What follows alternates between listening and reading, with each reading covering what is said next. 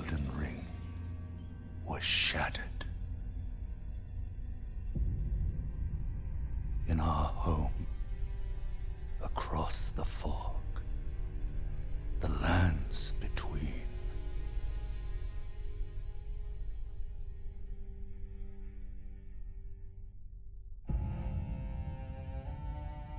Now, Queen Marika the Eternal is nowhere to be found.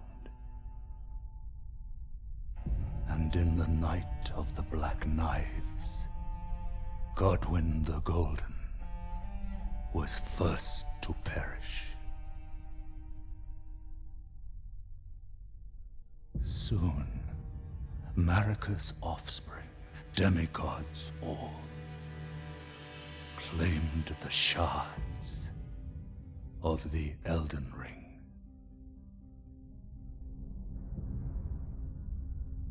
The mad taint of their newfound strength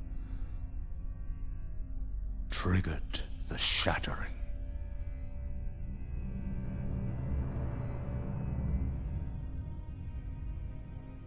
A war from which no lord arose. A war leading to abandonment by the greater will. Oh, rise now, ye tarnished, ye dead who yet live. The call of long-lost grace speaks to us all.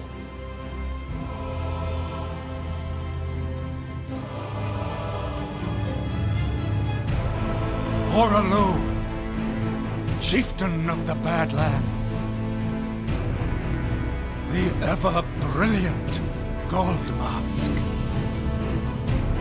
Fear, the deathbed companion, the loathsome dung-eater, and Sir Gideon Othniel, the all-knowing.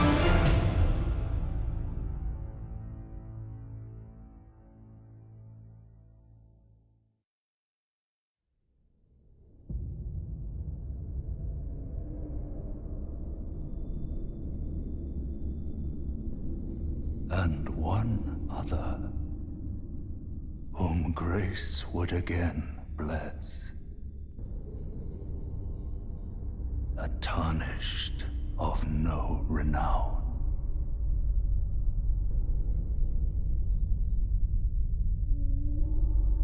Cross the fog to the lands between. To stand before the Elden Ring and become the Elden Lord.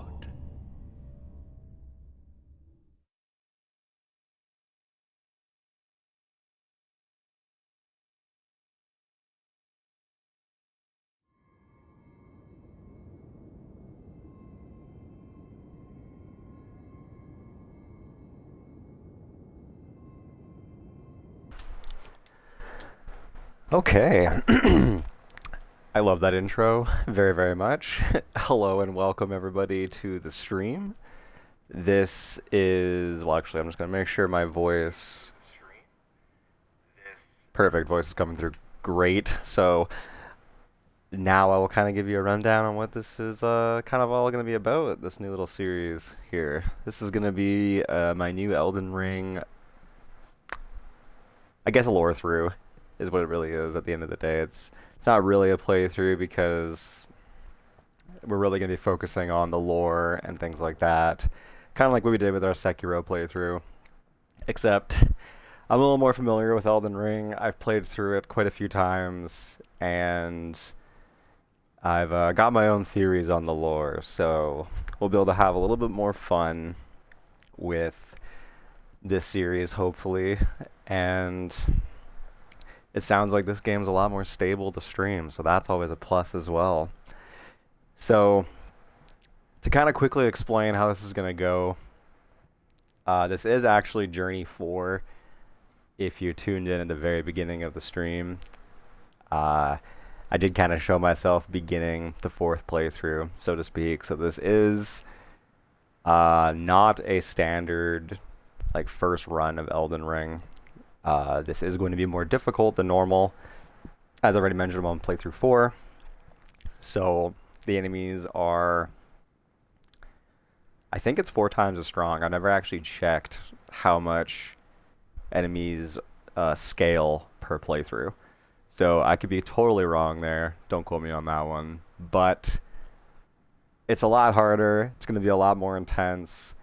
And because of that, I do want this to kind of be like a new playthrough, so to speak. In the sense that while I am leveled up and I do have quite a few pieces of gear, for the most part, I'm really just going to stick to what you see here, and this is kind of my interpretation of my classic kind of character from the Dark Souls series, which is kind of like the Great Swordsman, or, I mean, really it's a reference to Guts from Berserk. So the Black Swordsman class is essentially what this is. My special hidden class that you can't pick in the game normally. So for this, we're going to be using Greatsword plus 25 with the Lion's Claw weapon skill. We're also going to be using Spike Cestus so that we can do the barehanded attacks that Guts does do in the anime. And then, of course, we have the Bandit Mask, the Knight's Cavalry armor and greaves. And then I'm not really going to get into my equipment too much in terms of lore or anything like that. Once we actually get to the hub world, I might actually just throw everything in a storage chest just to kind of find it as we go, so to speak. But this is going to be kind of more, I guess, spoiler-free. So if you've never played Elden Ring before and you're just checking this out, wanting to get a more thorough look at the game before you give it a shot yourself, I will do my best to only really talk about things and reference things as we go through the world. That does also mean I have the map fully turned on, but I will do my best not to zoom out entirely unless it's warranted. So I will try to keep the map focused on where we currently are in game, and I think that's as good of a spot as any to start. So when you begin your journey and you cross the sea of fog to the lands between, this is where you begin. This is, I don't think we got a title card when this loaded, like when we spawned in. I could be wrong. But this is the Chapel of Anticipation. You can kind of take that name as you will and kind of run with that and think about that in your own way. But it's a rather fitting location. It's very desolate. And what's really interesting is there only appears to be one way in, aside from the hole in the roof. And the door's closed, and as you saw at the beginning of the cutscene, we kind of just stood up. We were kind of just here already. So, right out the gate, this intro really makes me question where the lands between really is. A lot of the lands or kingdoms in the Souls franchise are very vague about their exact location and whether or not they actually exist in the physical world, so to speak, and whether it's a different dimension or an alternate timeline or even a pocket reality. We don't really know where the lands between truly exist, or if they do actually exist in the physical sense. So the only other thing in this small little chapel that's been completely destroyed, by the way, there's no, like, the pews are gone, chairs are it's just completely left in tatters. However, we do have a dead woman near the entrance here with a message. Through the path, try that again. Though the path be broken and uncertain, claim your place as Elden Lord. And then, of course, if we walk up to the maiden, I don't think we can actually examine her. No, she's just dead. Okay. So we're going to open up the door here. And as we do, you'll see these tree reliefs on the door before we actually peek outside. I just want to take a better look at that. I think I have the binoculars. I don't know if I do for sure. If I do, I don't think it's in my... Oh, I do. Okay, awesome. Okay. It's a little hard to see. But you can see this tree relief here on these doors.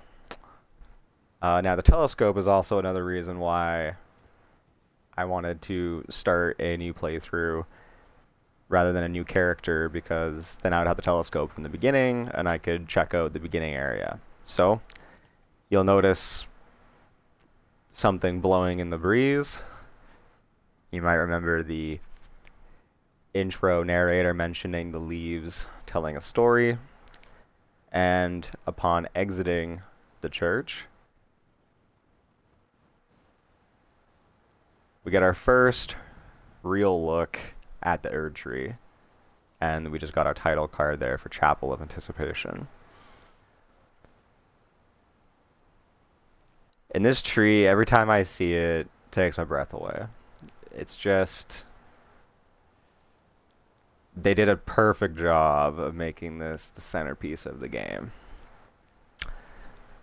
Now, if we divert our eyes from the tree for a moment, and we take a look around this area here, you'll start to see, obviously this place is quite destroyed, but you'll see these kind of thorns growing kind of all throughout this area. And you'll see they kind of come up the wall here, and they kind of climb up the castle, so to speak, of where we are.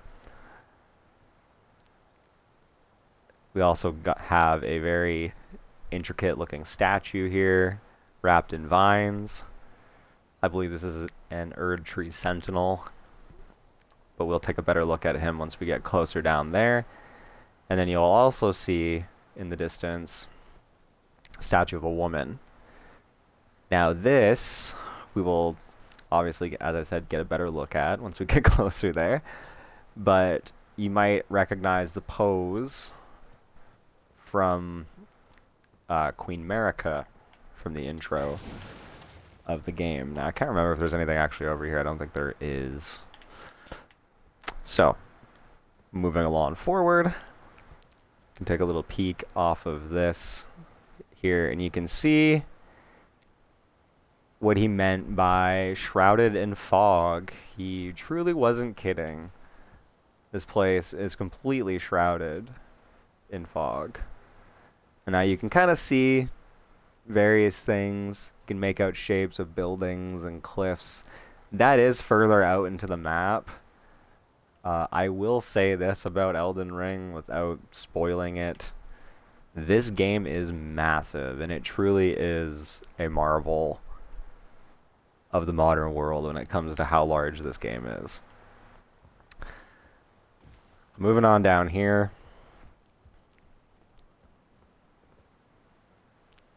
We don't really have too much other than a drawbridge to the next area.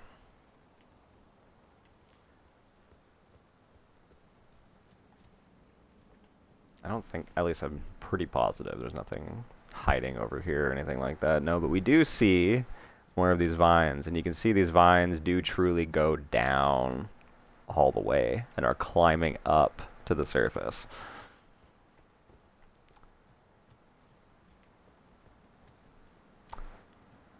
And that's kind of really all there is to say about this place for now. So we'll cross the bridge.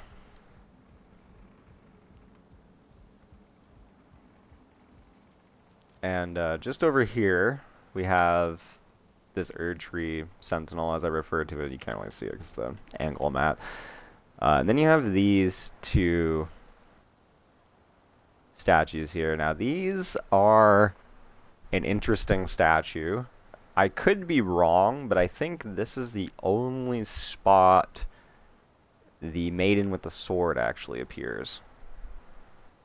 I could be completely wrong again, as I've already mentioned, but do some fact checking throughout this playthrough and see if we can find that anywhere else. Now, there's also some lion motifs here as well,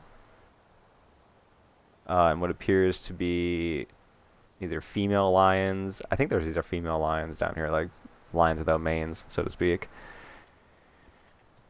I think we have that mirrored on the opposite side. I don't think there's anything else different. Let's just take a quick peek here. So it's kind of hidden, but there is, again, another lion motif here. And a hole in the wall. All right. Now, if you're, ever played a Souls game before, then you probably already know what's about to happen, because we got a fog gate right there, which would indicate some sort of boss encounter. However, we have a perfectly good gate right here, and like I said, this very distracting statue of Queen Marika. So let's trek on through.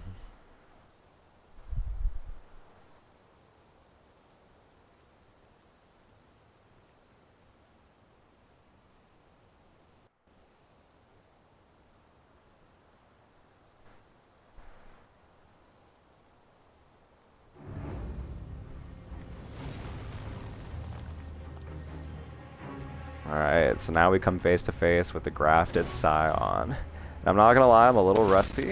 Ooh! 1800 damage, that was gnarly.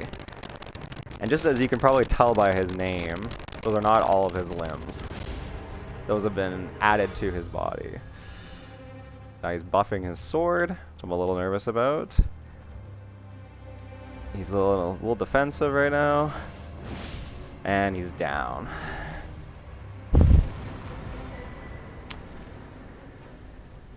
By killing the tutorial boss without dying, you will receive the Ornamental Straight Sword, as well as the Golden Beast Crest Shield.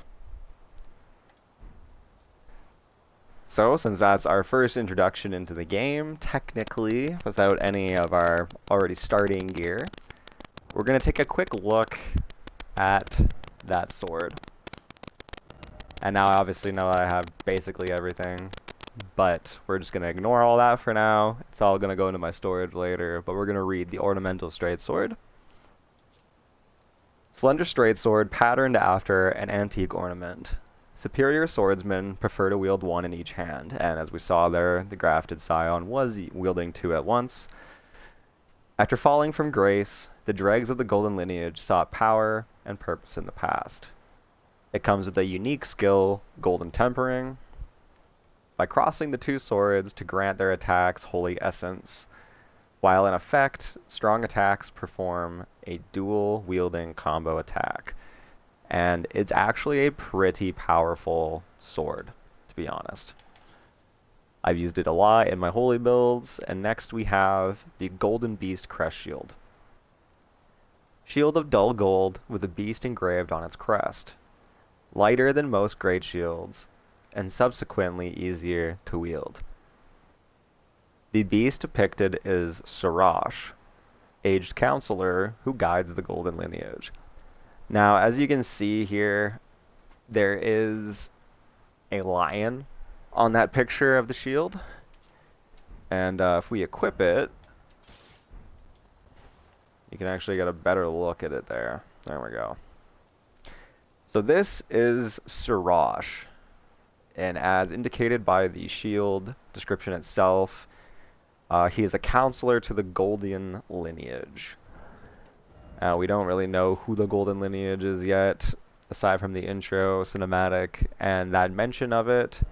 It also states in the Ornamental Straight Sword that the dregs of the Golden Lineage sought power and purpose in the past. So dreg meaning low, or kind of like at the like a bottom feeder, so to speak. So the Golden Lineage isn't doing as hot as it used to be. And now the survivors of that lineage are desperately clinging to relics from the past to bolster their power. So we finally get a better look at Queen Marika. Or at least the depiction of Queen Marika that we will see throughout the game. Now, it's not really known what exactly is wrapped around Marika, to be honest. It looks kind of like a tree root, but it's depicted in almost all the statues with her, and I don't know if anyone's ever really looked into that, like what it is, because there are these carvings throughout it. Oh, there, we can zoom in. I forgot we can do that. There's these little carvings throughout it, as you can see. They're almost like knots or like stitching, just the way the pattern is. So I really don't know what they were going for here, because as far as I'm aware, it's never explicitly stated what this is supposed to represent. So now we will see there's more of these little statues. There's also this tiny maiden up top here, holding a, I think that's a vase of some sort, and then on either side we see more lions, and underneath that there's more lions and more lions. So lions are kind of important, it would seem, in the lands between. Then we got a better look at this guy here finally. Very, very cool statue. I just love how imposing it is and tall. And yeah, I never really noticed the skybox in this area. I'm getting definitely getting distracted by the beauty of this game. It's been a while since I've played it. I just haven't had any reason to come back to play it. I knew I wanted to do a Lorethrough eventually, but yeah. Alright, so something new in this game that wasn't introduced in other Soulsborne games is the idea of crafting materials. So right at the beginning of the game, we can actually acquire a nascent butterfly. But going into our crafting materials, we can read an arcane butterfly with translucent wings. Material used for crafting items. Exceedingly rare to find. This butterfly appears as if it's just emerged from its cocoon for its entire life. So essentially it stays in this post-birthing of the cocoon form for its whole life. It doesn't appear to mature. It appears to be in this newborn-like state, or this young state permanently. Now, there are two other butterflies you can find in the game. I don't think there's anything over here. And as we find them, I will talk more about those later on, and what they kind of represent in the game. But there's our first little introduction to that. Now we have one more bridge to cross, and then you might have noticed something really odd about this place. There's no way to get here. This is a completely isolated part of the map. There is no actual bridge or way to get here. It's just blocked off, completely closed off, separated, isolated. So how did we get here? It's a question I've asked myself for a while. And at the tip of this peninsula, we get sidetracked by some butterflies. I think I actually could have acquired those too, but I was too late to do so.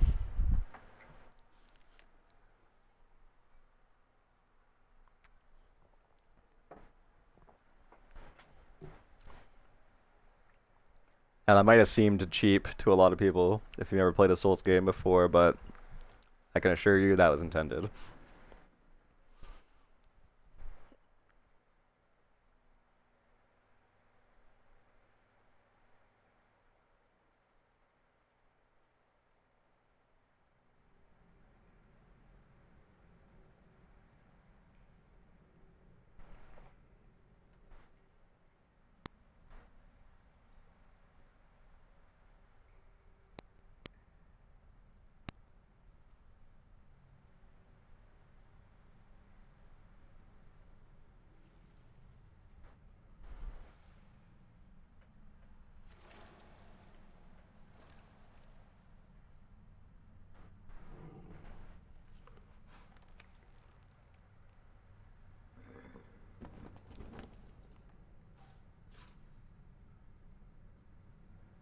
Don't worry, Torrent. Fortune is on his side. We found him here, after all.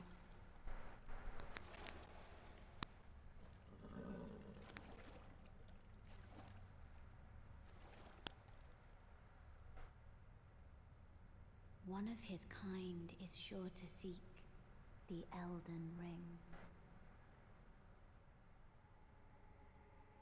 Even if it does violate the Golden Order.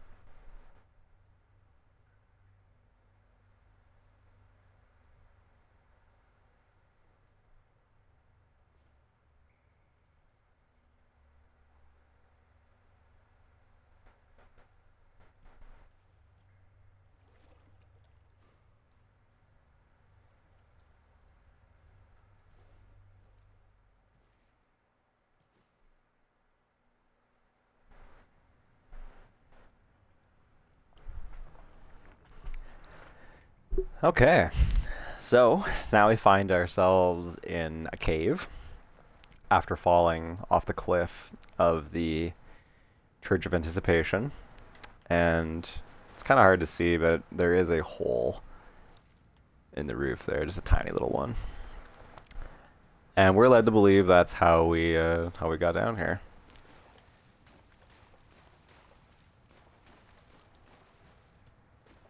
Now, something also new to Elden Ring that was kind of similar to Sekiro's addition to memories and things like that, we have ghosts.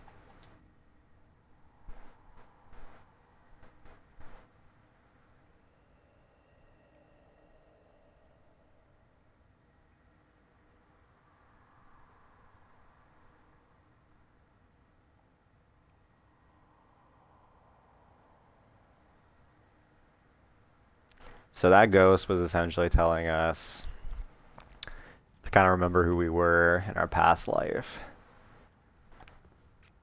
Now, we have these, and I don't think they actually have like a real official name other than like a phantom Erdtree. Essentially, it's like a saproling of an Erdtree, like a new shoot of it, essentially growing out of the root system. Because the Erdtree actually reaches all throughout the lands between, and we'll get more into that as we progress through. We're going to open these double doors.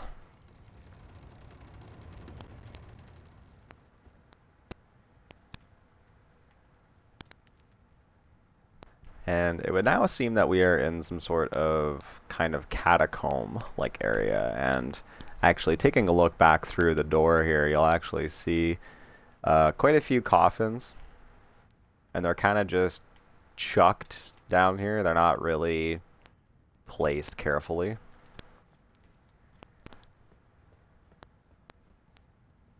And by coming up here, we will encounter our first checkpoint, which is called a Site of Grace.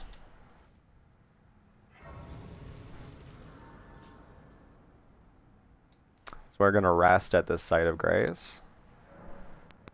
And there are a few different things that we can do while we're at the Site of Grace. We can pass time, we can accumulate our flasks for different usages. We can memorize spells. We can mix our wondrous physic, which I will talk about a little bit later. Technically, you're not supposed to have it yet. You can sort your chest for all your storage. You can learn new Ashes of War, which are skills for your weapons. And you can also alter your garments to some extent, which can then be further improved upon a quest later on in the game. But again, we will get to there as we continue. Now, as you can see, it states this is called the Stranded Graveyard, which is a pretty apt name considering where we are. It does appear to be some sort of catacomb. Now, I also think it's very interesting that we have multiple forms of burial in the Lands Between. We have coffins, as shown previously in the other area, but we also have pot burials and jar burials. And as far as I'm aware, the bones are just placed in here. There's no ash or anything like that. But then we also have this man here, who's clearly been charred. In fact, his body still appears to be on fire to some extent and smoldering, which is very interesting. It's almost like he was going to be cremated and then wasn't. It's rather interesting. Now, something also that we will talk about later on as we encounter it more, but you'll know, maybe you've noticed the candles aren't burning the normal color. Fire is actually a different color than it normally would be. It's white, a whitish blue. Color theory is kind of a big deal in Elden Ring, and I'm not really going to get into it in this lore through. There is a great video by Hawkshaw on YouTube. So if you are the people who watch these in VOD form on YouTube, first of all, thank you for your support on YouTube. And second of all, I will link his video in the description on there so you can check it out as well. So there's not a lot else in this room other than an elevator. So we're going to take it. And it goes pretty high. We're going pretty fast. And it's slowing down now. Now that we're at the surface.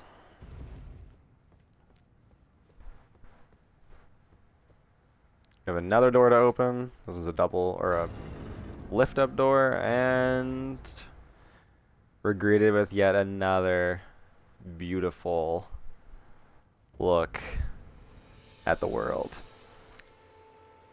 Now we are introduced to our first real area of the game. We're no longer in the tutorial. We're now officially in the game's world. Pretty much every single location you can see right now is traversable. And if you look up to that peninsula up there, you might recognize a church and a statue. So how did we fall off over there and end up over here?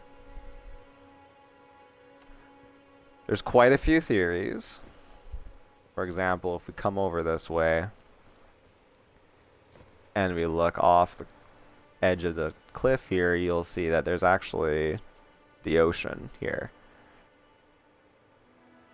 So while it's heavily unlikely, it is possible that our character fell off the cliff and the current basically drug him in and came into the cave system that way. But we don't know for sure, actually, how our Tarnished ends up in the Stranded Graveyard. They kind of just end up there. Now, we do also have some birds here on the rocks, but these, I don't really know if they're eagles or what they are exactly, or if they're just like a mixture of several birds, because sometimes they look like owls, sometimes they look like eagles. Anyway, there they go. They are just a wild animal. There are several in the game. Some of them behave very oddly, which you will see later on.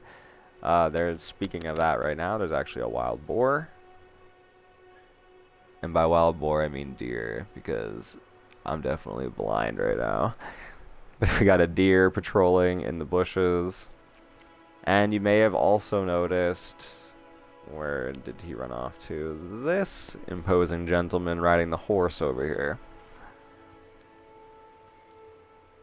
And we'll deal with him in a moment, because again, we're a little bit stronger. We're not just a fresh out the gate tarnished. We got a little experience under our belt here, so we will go fight him. But before we do that, we have a site of grace.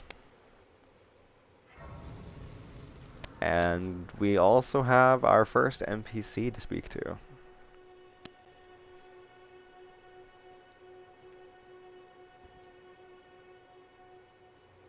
Oh yes, tarnished are we? Come to the lands between for the Elden Ring? Of course you have. No shame in it. Unfortunately for you, however, you are maidenless. Without guidance, without the strength of runes, and without an invitation to the Round Table Hold, you are fated, it seems, to die in obscurity. Luckily for you, however, there is one shining ray of hope for even the maidenless. Me, Vare. Take care to listen. Are you familiar with grace? The golden light that gives life to you, tarnished. You may also behold its golden rays, pointing in a particular direction at times. That is the guidance of grace, a path that a tarnished must travel. Indeed. Grace's guidance holds the answers. It will lead you, tarnished, to the path you are meant to follow, even if it leads you to your grave. Grace's guidance will reveal the path forward, most certainly, to Castle Stormvale, over on the cliff, the home of the decrepit demigod, Godric the Grafted. Alright, so Vare has given us our first objective, so to speak. Since our main objective of the game is, of course, to find the Elden Ring and secure the Elden Ring, whatever that means to us currently in this time. But as Vare mentioned, we actually have, as you can see, there's actually a little ray of light coming off of the grace, and it actually points us, if we stand right underneath it, it actually points us to that church right there. Well, remnants of a church anyway. It's been quite destroyed, but I say we go deal with our friend first down there. Before we do that, I'm just going to make sure Vare has nothing else to say. It's time you set off, I should think, to Castle Stormvale on the cliff, where grace would guide you, if you seek the Elden Ring, maidenless as you are. And the Castle Stormvale he speaks of is right there. That's Castle Stormvale, up on the cliff. And as you can see, it's been quite battered and broken as well by something. There's a lot of destruction and just decay in this area. So we are now going to go challenge our big golden knight friend, and we will see how we do. Again, I'm extremely rusty at this game, so if he whoops my ass, well, that would be why.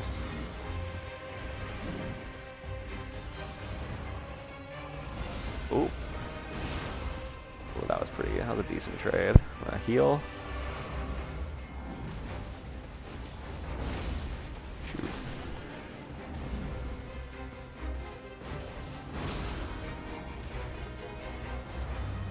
Ooh. Oh, I got him. Wasn't expecting to hit him on that. That was like some broken range, if you ask me. Oh.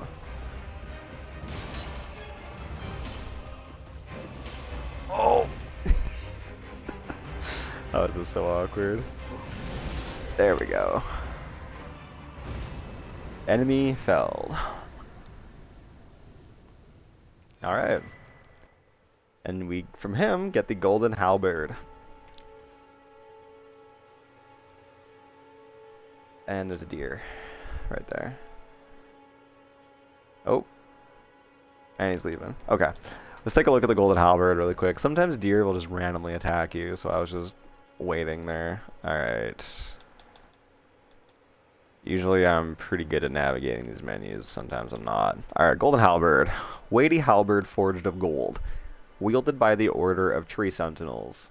Heavily equipped knights. And as his boss, health bar red, it does actually state he was a tree sentinel, so that lines up.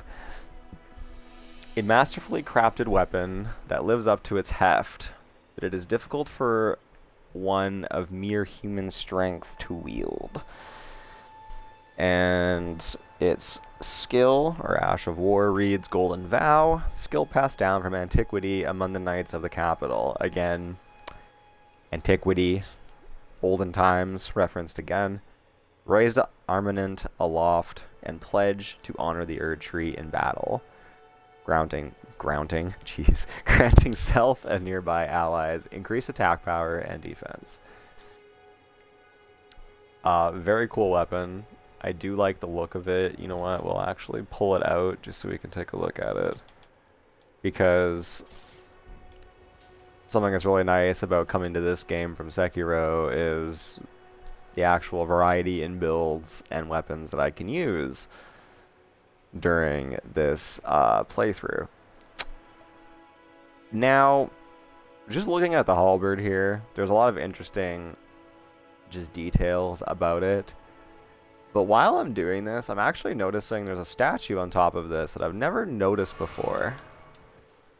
I took a drink of my my Powerade there instead of my binoculars, but I've never seen the statue before of this headless or cloaked figure holding, I don't know if it's a man or a woman, but they're pointing to the sky. I've never seen that one before.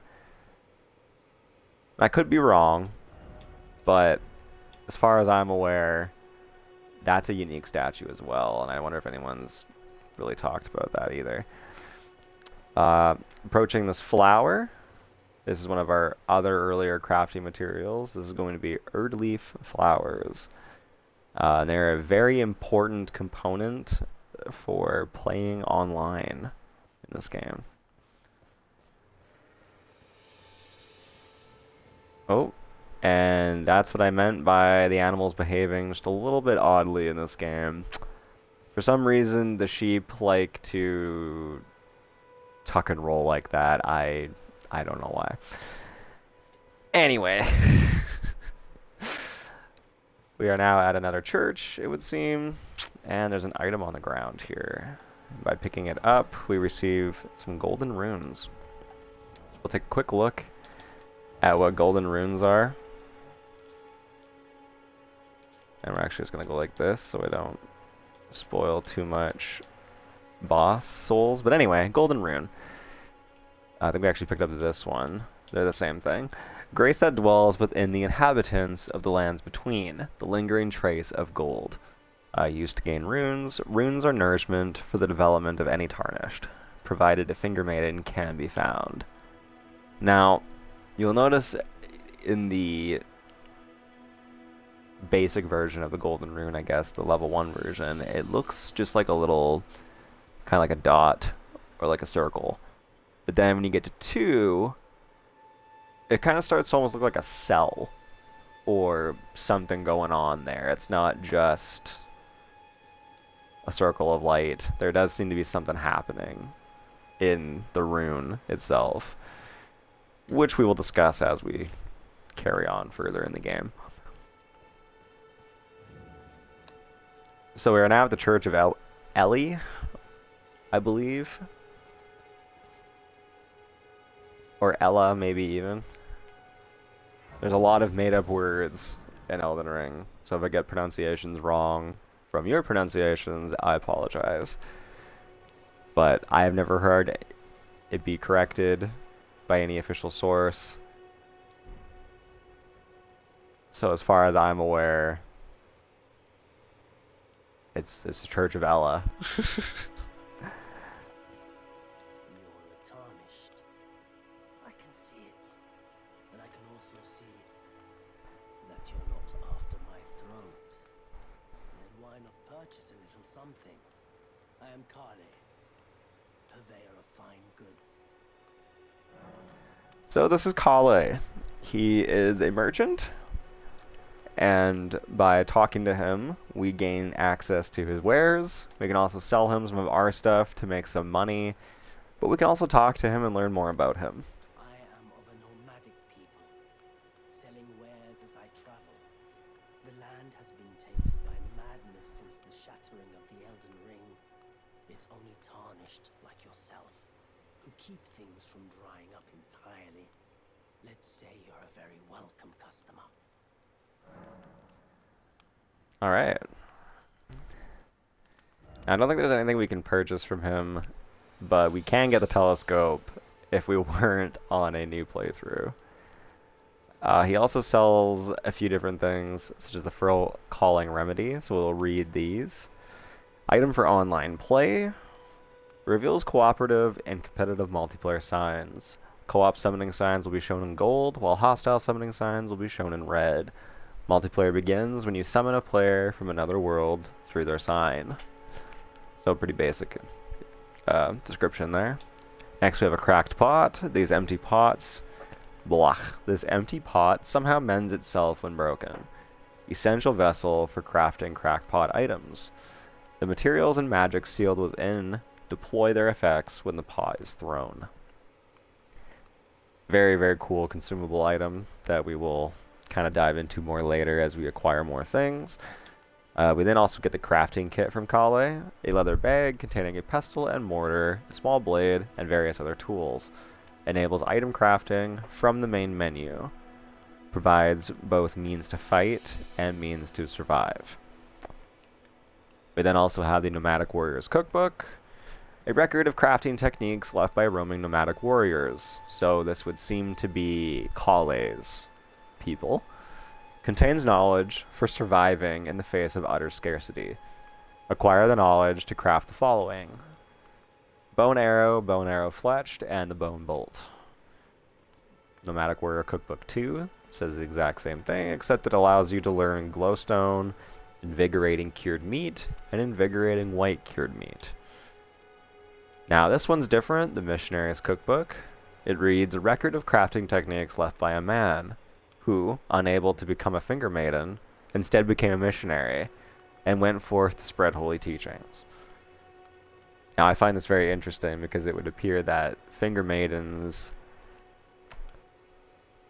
can be of either gender, they're not just female, which is kind of interesting.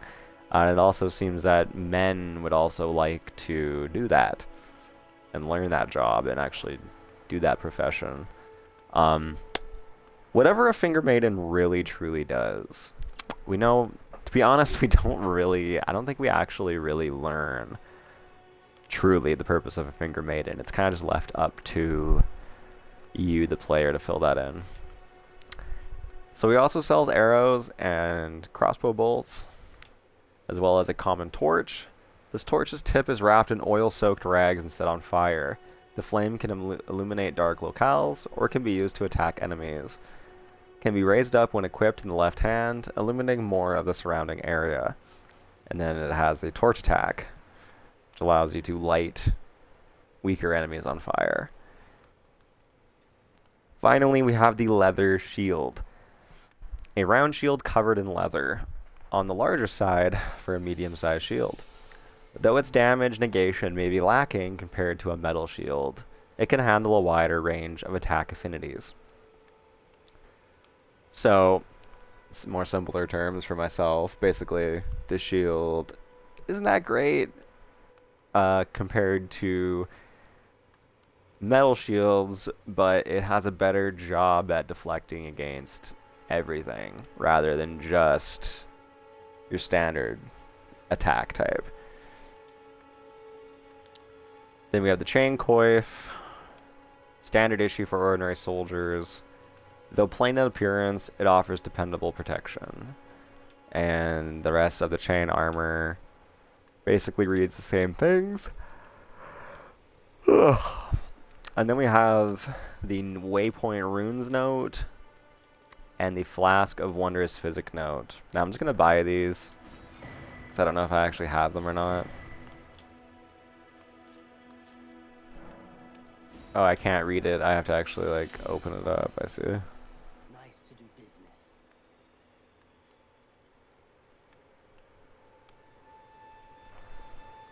Alright, now...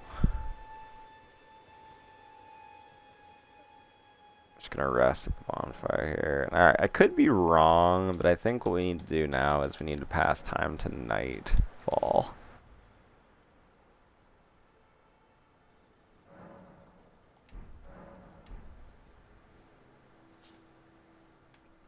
But you know what? I might be wrong. I'm trying to get something to trigger. Weren't you? Well, you're back. Care to buy something? Oh, there. Yeah, we can talk to him. There are others of my people who yet survive in these lands. If the mood takes you when you meet one, then offer them some trade, won't you? My people, wanderers all have long been spurned by the grace of gold, which is why we cannot settle, but instead are forced into this pitiful, unceasing journey. But thanks to that, things are not so different for us now, though the Elden Ring is shattered. I think this makes us kindred spirits of sorts. Your people, the Tarnished, and mine. Perhaps you don't need to hear this, but see that no harm comes to my kin. We have a saying, we wanderers. Lament not your solitude. Expect no sympathy, no regard, nothing. But if anyone dares harm us, show them no mercy. That is our code, so to speak. Just the way we are, deeply unforgiving. Goodbye for now.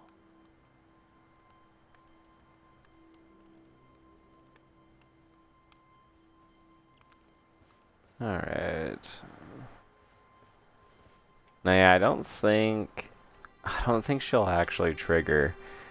There's a character I'm trying to get to appear here, and I can't remember what actually causes her appearance. What is it? Goodbye.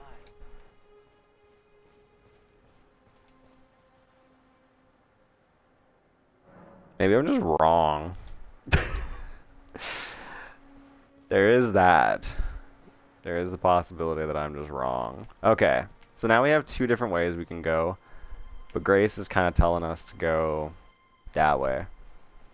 So we're going to go that way. And we find a knight on our path, patrolling at night here. Oh, he doesn't see us. So, just like in Sekiro, we have stealth. Hopefully he doesn't turn around before we get up to him. And we'll hit him with a backstab.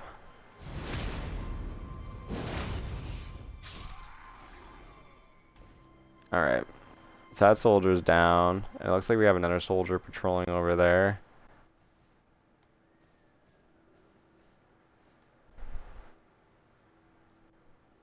Not entirely sure what he's gonna do. We might actually be able to sneak up on him too. Yeah, we can.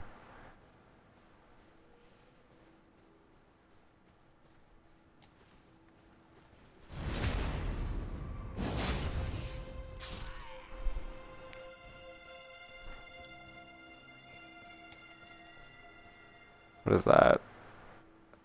Oh, it's either a rabbit or a deer, I think. It looks like we got some guards having a little bite to eat.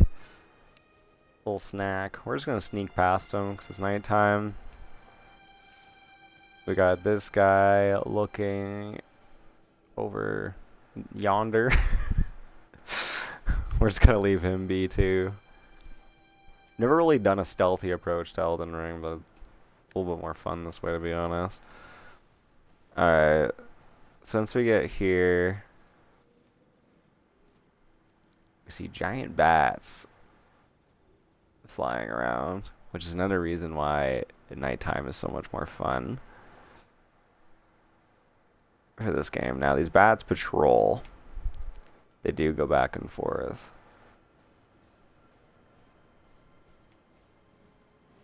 So we're just gonna sneak past them. And you might have noticed a twinkling sound nearby. And there it is. That is a golden scarab.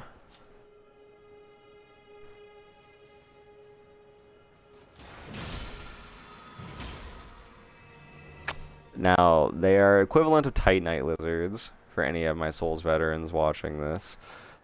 And essentially they will disappear after a while if you don't kill them fast enough. Each of them drop different things. Some of them drop unique items. Some of them drop refreshes for your drink to heal you. Some of them don't do anything. It's totally unique to that scarab. But there's guides online if you're confused by any of them. Oh.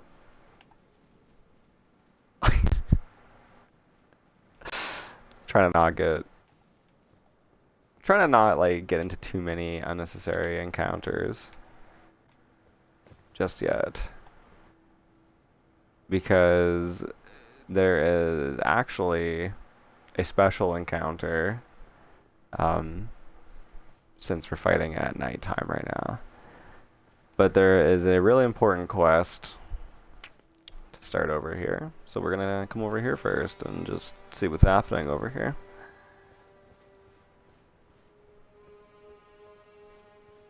Oi! You there. Could you help us out, Cully?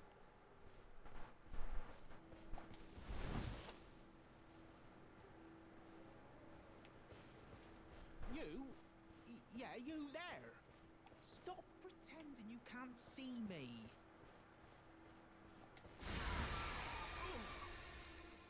What'd you go and do that for? Oh, yes, I remember. Some clod turned me into a tree. You were just breaking the spell, weren't you? Thank you. The name's Bok. I was pushed out of the cave, told not to come back, not ever.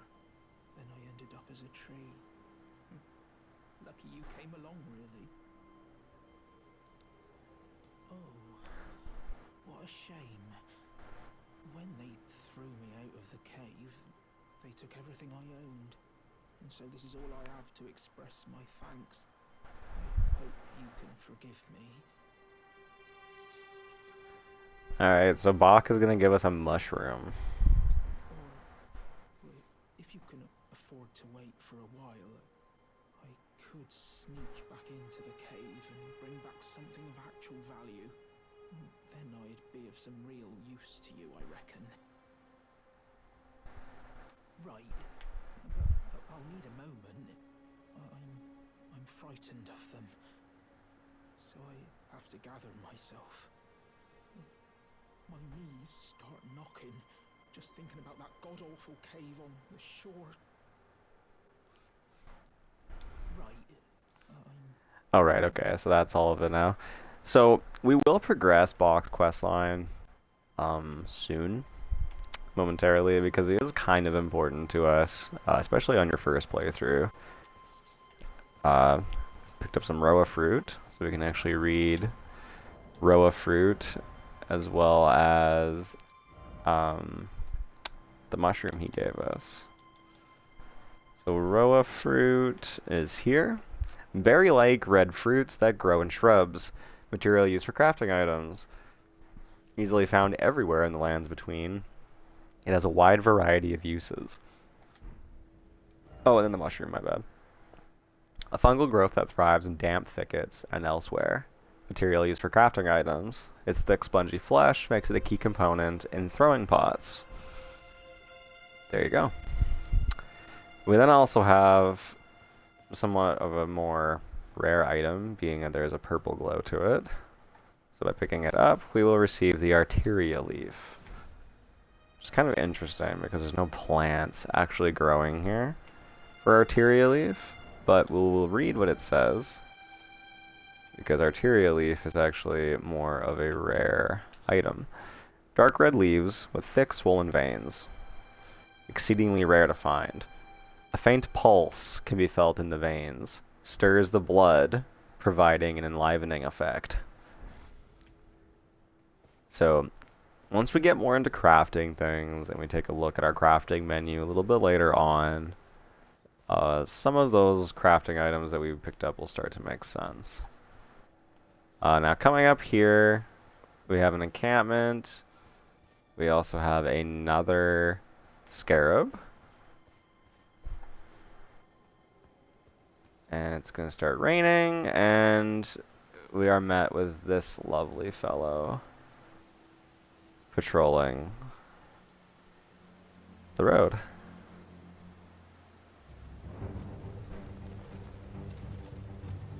Oh, he's tweaking out. Whoa! Yeah, okay.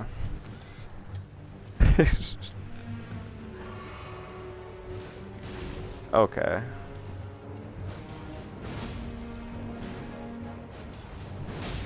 There we go.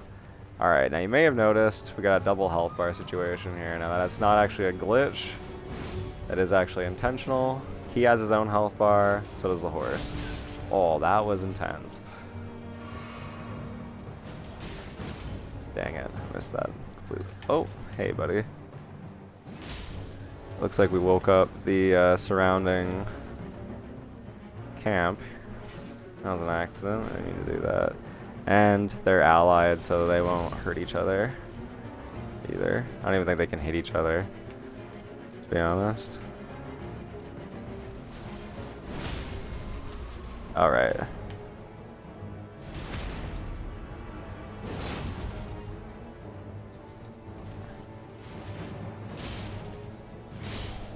Alright, we got him down, and now we can just focus on this last night here. Alright. So from him we actually get the Ash of War repeating thrust. Kind of a weird Ash of War to get from that guy actually, but Ash of War grants an armament the keen affinity and the following skills. Repeating thrust. Twist to build power, then unleash a flurry of repeating thrusts. So that's where Ashes of War kind of more come into play. You can pick them up from other enemies in the game. You can find them as items. And you can also just acquire them from people as well. Alright, now we can continue down this path, but if we do, you'll notice we have two large creatures pulling a carriage up the road. So we're gonna just come over this way, and we're just gonna kind of avoid these guys for now.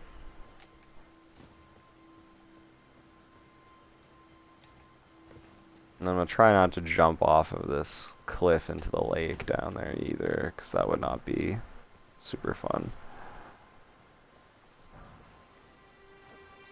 There we go.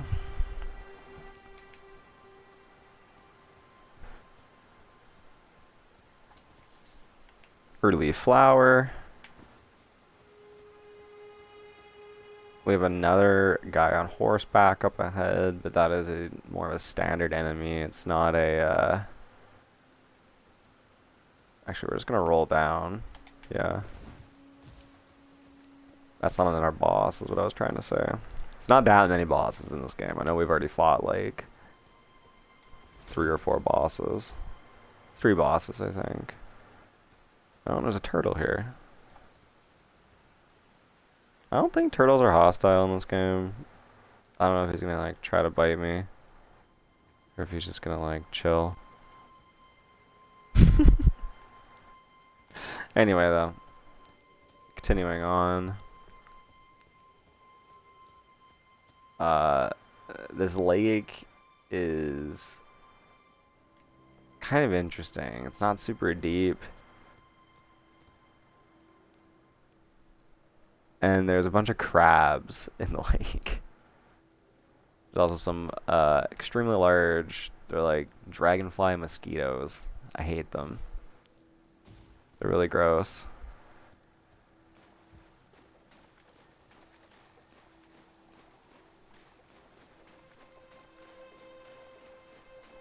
Okay.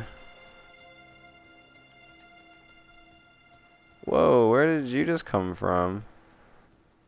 Oh, does he see us? Okay. Whew. I was lucky.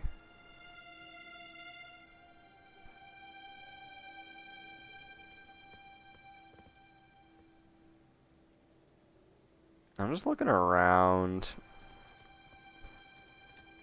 It's been a while since I've actually been in Limgrave, because usually I'm blowing through this part of the game to get to the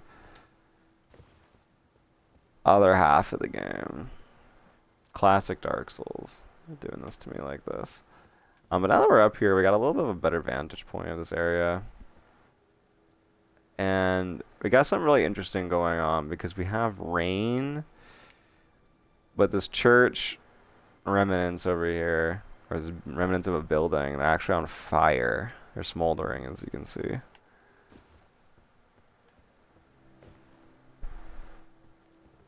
So we're just gonna drop down.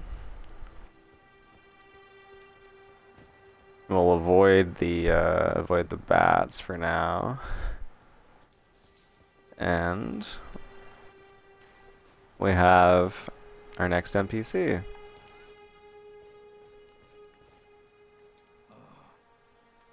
must be nigh tarnished. You do well to steer clear of a gill lake, fledgling. Dragon roosts there, and it's as fearsome as it is majestic. So, unless you're mad, or wish to be burned alive, stay clear of the lake. Don't be a fool. Turn back before it's too late. Don't be a fool. Okay. He just keeps repeating himself. But here we have our second type of butterfly in the game. We have this smoldering butterfly. So I mentioned that there's 3 different types of butterflies in the game. So this is our second type. An eternally burning butterfly found near wildflowers and elsewhere. Serves as the kindling for a number of items. So that will have more significance to it later on in the game. But I would like to take a look at this guy's gear, because it's got remnants of night inspiration, but it's obviously got Eastern inspiration.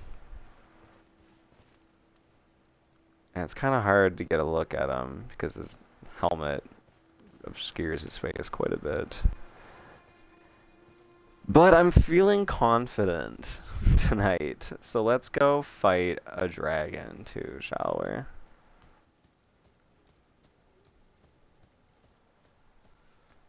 I'm also gonna drink my blue Gatorade. There we go. Because I'm almost out of focus points. Dragon Burnt Ruins. As you can see, that led to my... or that kind of confirms my original speculation that this area was wrecked by the dragon. Oh, we got a dog? Okay. Okay. Now, you'll remember that I hate dogs in the Souls games. They are just the most annoying enemy type in the world. I hate them. Get rid of them, is what I say.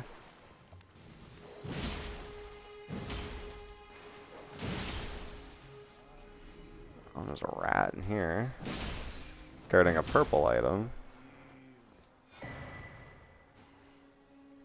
Stone sword key. Now listen to these guys.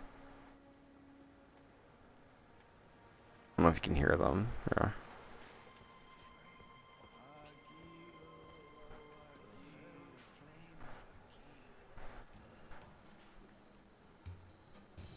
So they're talking about, they keep saying the name Agil, is what they're saying. Oh, we got a rat. We got another rat. Okay, and another rat. Wow. What an encounter, let me tell you.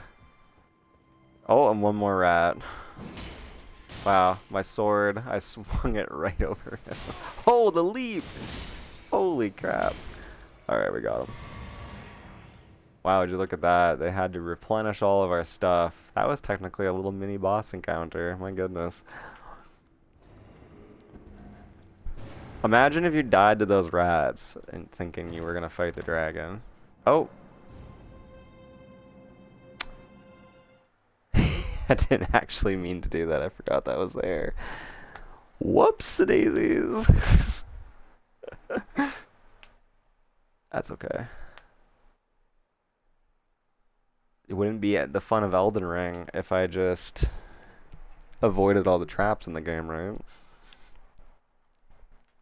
I have no idea where this is gonna put me right now, though.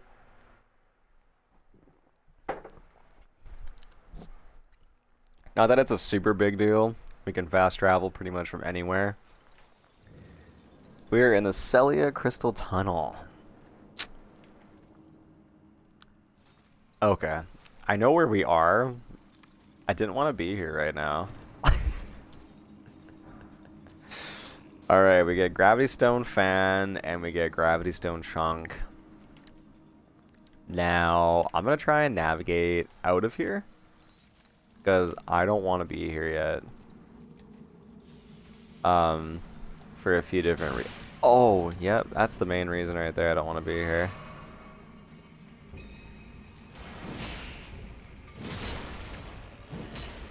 Yeah, you can go away.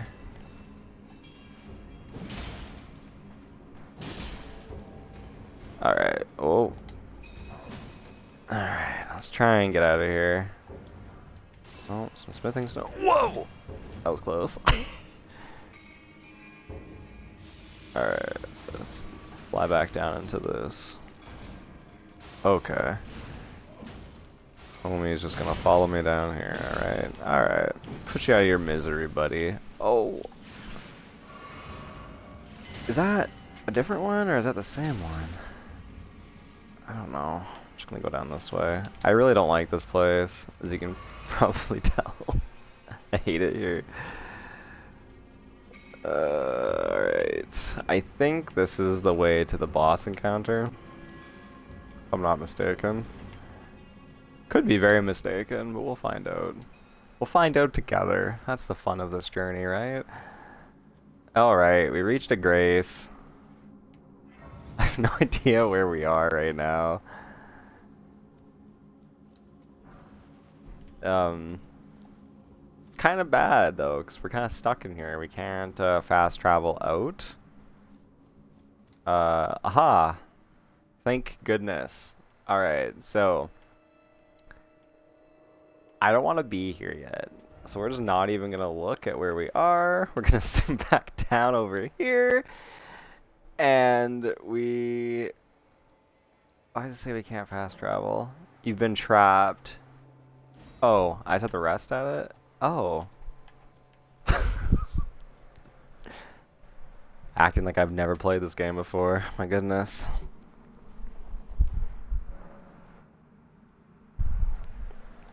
Okay. I think that's gone now. That should be okay. Let's go back outside. Okay, zoom out. We were at the lake. Where was... Okay, Yura's there. Okay, Church of Ellie. Okay, yeah. So we'll go back to the Church of Ella, because I kind of goofed there. And we'll make our way back to the lake.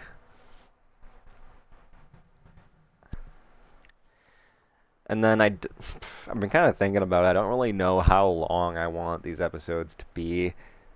My Sekiro videos that were about an hour and a half to 2 hours were kind of my sweet spots.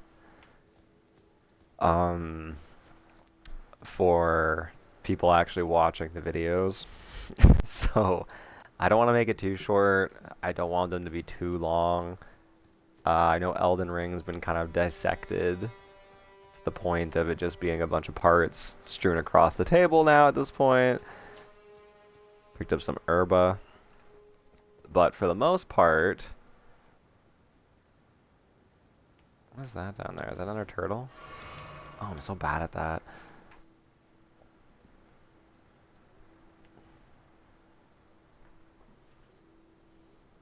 Oh, I know what those are.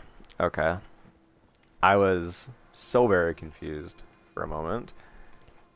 But it's okay, I figured it out. Okay, we're just gonna head over this way. But where I'm trying to go with that is, I don't know how much I'm wanting to actually explore per video, like per part. This is already getting kind of long, and like we've barely scratched the surface of Limgrave.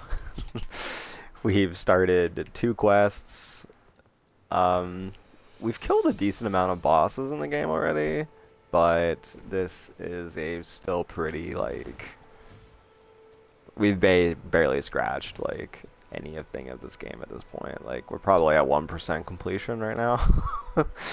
If even that. Like, there's a lot happening right now, even though we've already killed 3 different bosses in the game.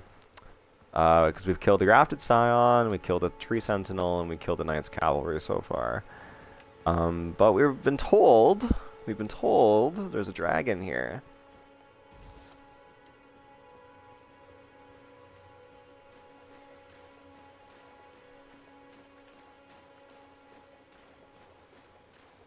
By the man with the cool... Oh, holy crap. He comes cruising in here. Holy... Oh, I do a lot of damage to a Geel. Flying Dragon Geel. Oh, what are you doing? Oh, he's doing tail swipes at me. Oh, and I dodged that. Holy gosh. Oh, this is probably gonna kill me. Oh, that sucks. That's a lot of damage. That's a lot of damage. Oh, I'm alive. What? No. Oh my god. Oh, this is chaos right now. I don't know how I'm alive.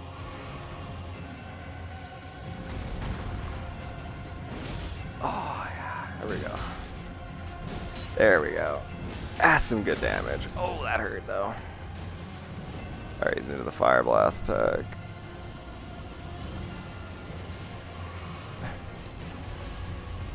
So it looks like I can avoid that if I run far enough away to the side.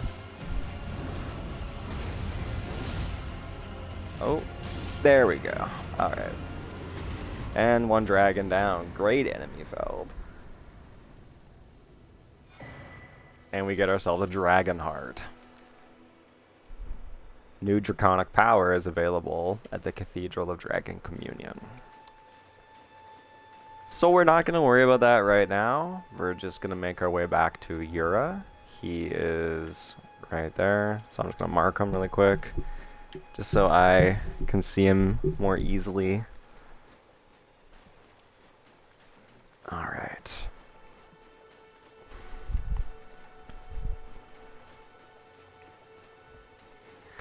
So anyway, back to my point is I don't really know how big of these areas I want to do. Like, maybe I'll split the areas into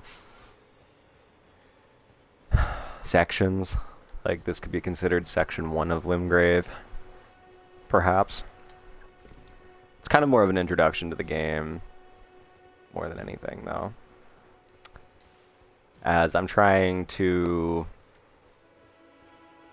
explain to people who maybe aren't familiar with the game, as well as people who are experienced with the game. So we're going to talk to him again. Beautiful work. Felling that dragon. And as such, there's something you might like to know. The heart you brought back. It's used in Dragon Communion.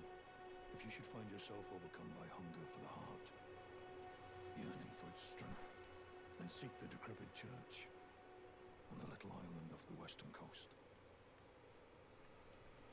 You must not forget, though, those who partake in Dragon Communion will one day shed their humanity, their hunger for dragon, their yearning only worsens until the floodgates burst, unleashing eternal torment, the strength of a mighty dragon.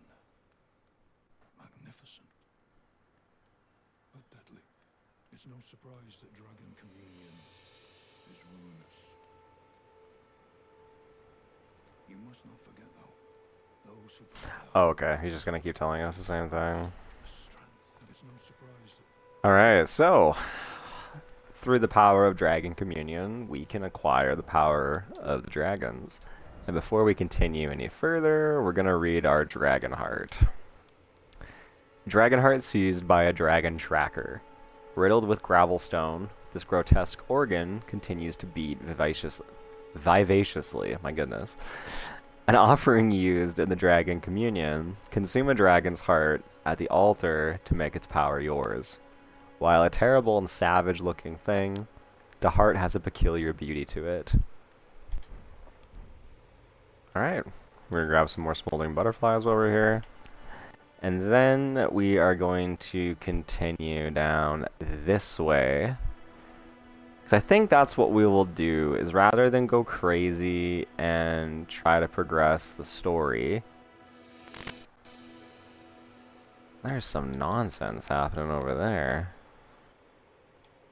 Looks like we got monkeys fighting soldiers. Well, we're just going to leave them to do their thing, because I think, as I was mentioning before, I got sidetracked by those guys, is I think we're just going to explore Limgrave. I think that is going to be the best bet here, in the sense that I don't want to progress the story too fast. But I also don't want to, I don't want to spend too much time in places that don't really matter, I guess. Let's just see where we are right now.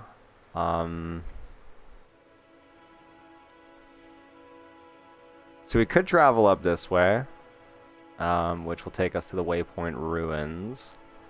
Or we can travel down this way to the Forlorn Hound Everjail. Now,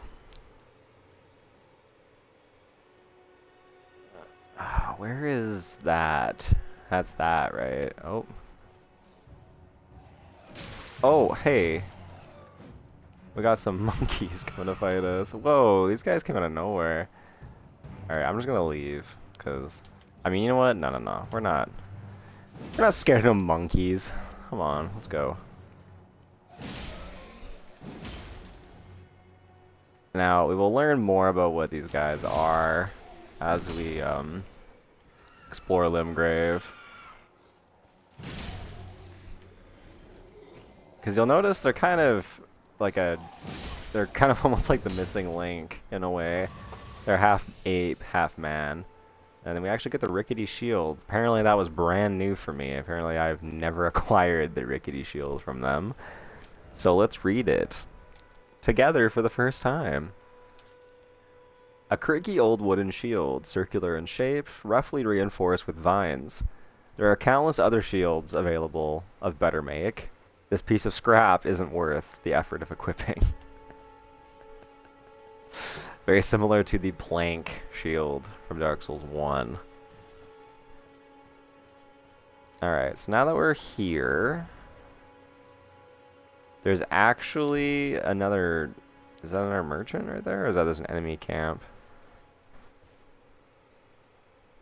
I think that's just an enemy encampment, or like an old tent. Looks like he's dead. I don't know, I'm getting runes from those guys fighting over there.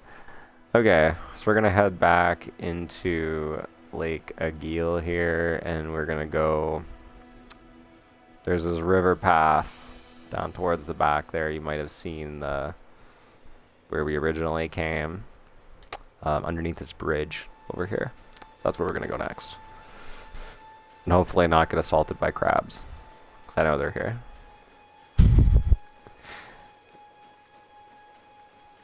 Alright, now we have another new enemy type. This game is full of new enemies.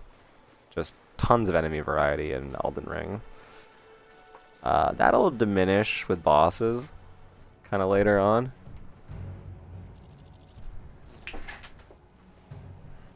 What is this? Oh, this mosquito wants to fight me. Okay. What are we doing?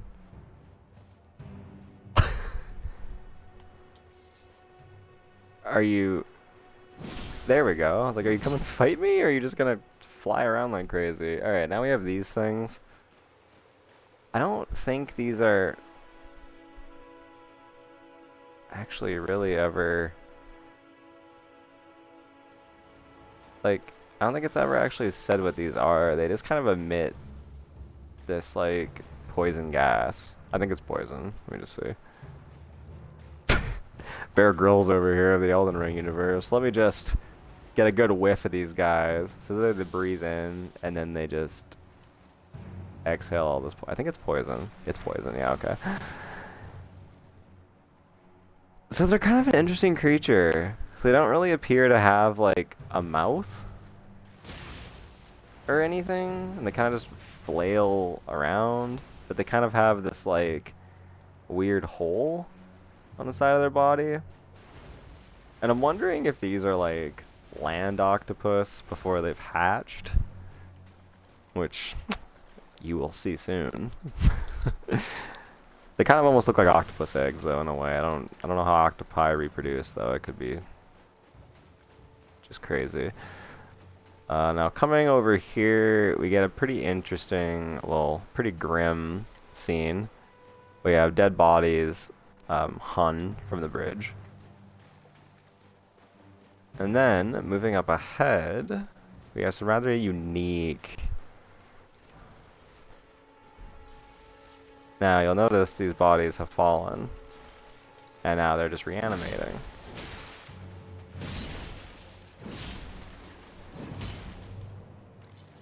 And as you can see, they get right back up. So how do you kill someone that's already dead? Well, you just gotta keep hitting it.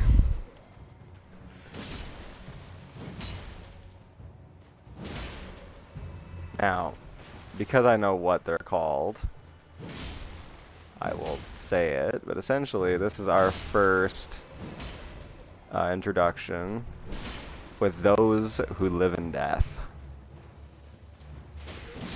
Is what they're referred to as. So they live in death. So are they unalive? Are they undead? It's hard to say.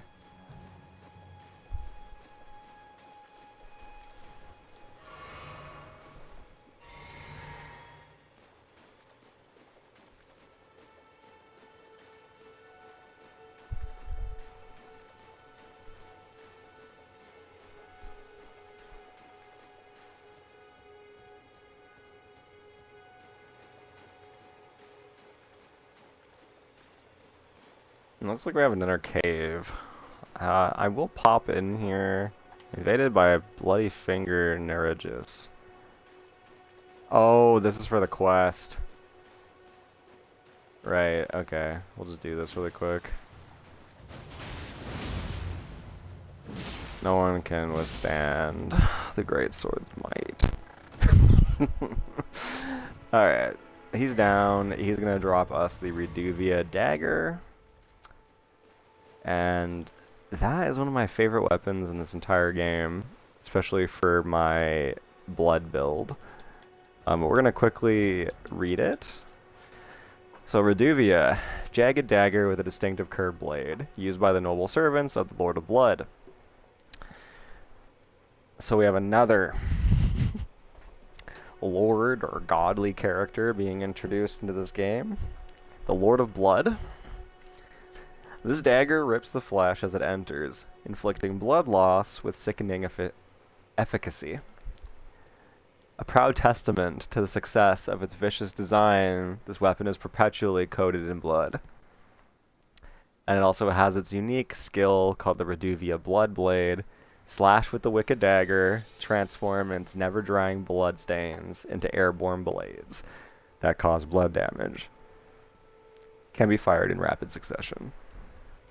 So, even though we're not going to use this dagger yet, because it's not part of our build at the moment, that might change later on. Just want to take a look at it.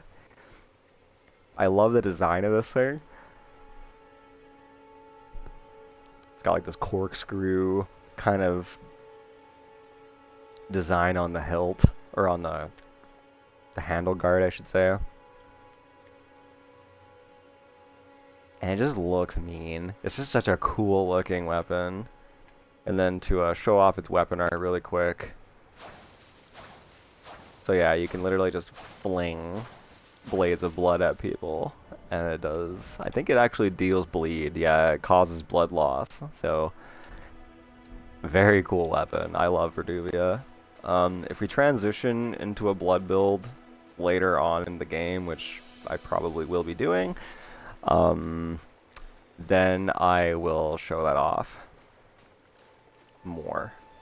But that won't be till later. Probably late game, when we actually get to more of the Lord of Bloods area. Oh, then we have a familiar face here. We meet again. To have fought in Nereus and lived. You must have seen your share of battle. I am your, as you might recall, hunter of bloody fingers, tarnished, held in thrall by cessblood. Zealots who stalk the line, who stay the path. You're certain to face more of them. Just remember, no kinship with their ilk remains. Their madness precludes it. Don't let your emotions stay your blade. Be on your way. Perhaps we will meet again. If fate permits. Be on your way. Perhaps we will meet.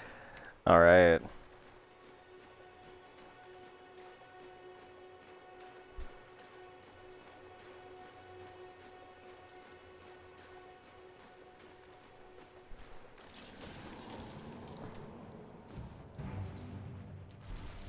What just spawned in? Oh, more dead boys.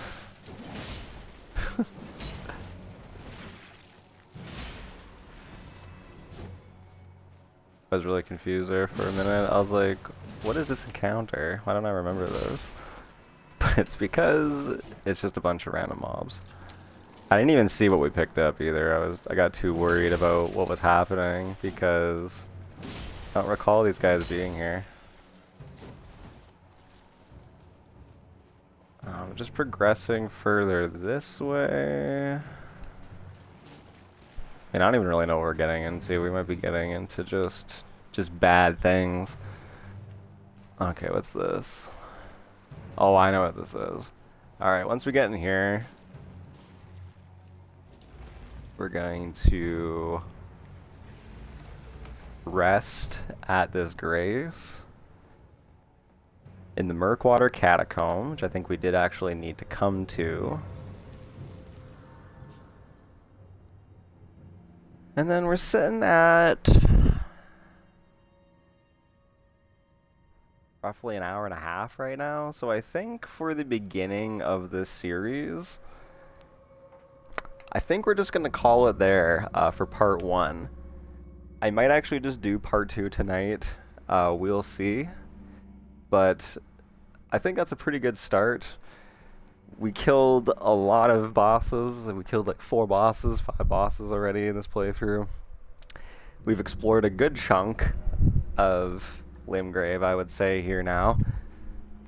We made our way all the way from the Stranded Graveyard down here, through Lake Agil, and then through this channel here to the Murkwater Catacomb. So I think for now we will leave it there, and next episode we will kind of go around to the points of interest now and just kind of check them out and go from there, and then most likely take on Stormvale Castle in part 2. So I hope you guys enjoyed the introduction to Elden Ring and my craziness while I play it. If I do part 2 tonight, I'll just throw up a notification. I won't do anything too crazy or anything like that, and it probably won't even be as long as this first part, but we'll see as we go. Anyways, thank you all for checking it out, and again, for all the people who support the YouTube channel, I really, really appreciate it. If you want to check out more from me, then head on over there and check out my Sekiro blind and non-blind Lorethrough playthroughs. There's some minor audio glitches in the blind one, but I think there's some decent stuff in there to be heard. So thank you all again for tuning in, and I will see you in the next one. Have a good night, and possibly see you soon.